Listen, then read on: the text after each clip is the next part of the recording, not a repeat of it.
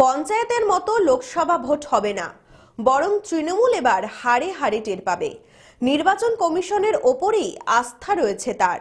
সোমবার এক সাংবাদিক সম্মেলনে জানালেন বহরমপুরের সাংসদ Adhir Chowdhury. Central election commission তাড়াতাড়ি আগে নির্বাচন করিছে, নিশ্চয়ই ভরসা আছে। এখানকার পুলিশ চেষ্টা করবে তৃণমূল দলকে খাতির করতে, তৃণমূল দলের হয়ে ভোট করতে।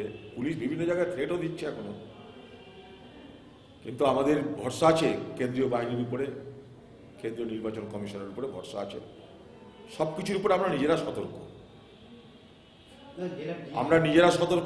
আমরা নিজেরা প্রতি মুহূর্তে জেলায় যারা কংগ্রেস দলের কর্মী তাদেরকে সতর্ক করছি। পঞ্চায়েত নির্বাচন যা হয়েছে তার পুনরাবৃত্তি হবে না, এটা শিওর। এই তৃণমূলের নেতারা তাদের কর্মীদের বোঝাচ্ছে কোনো চিন্তা নাই, আরেকটা পঞ্চায়েত নির্বাচন হবে। তাদেরকে চ্যালেঞ্জ করে বলছি পঞ্চায়েত নির্বাচন হবে না।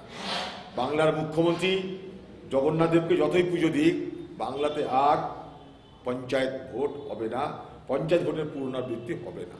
আমরা তো কমপ্লেন করবো যেখানে যেখানে দেখবো যে নির্বাচনে বাধা দিচ্ছে, পুলিশ প্রশাসন কংগ্রেসকে দুর্বল করার চেষ্টা করছে, বিরোধী দলকে কোণঠাসা করার চেষ্টা করছে পুলিশের কেউ বা সরকারি আধিকারিক, সঙ্গে সঙ্গে আমরা নির্বাচন কমিশনের কমপ্লেন করবো। সে ব্যবস্থা তো আছেই।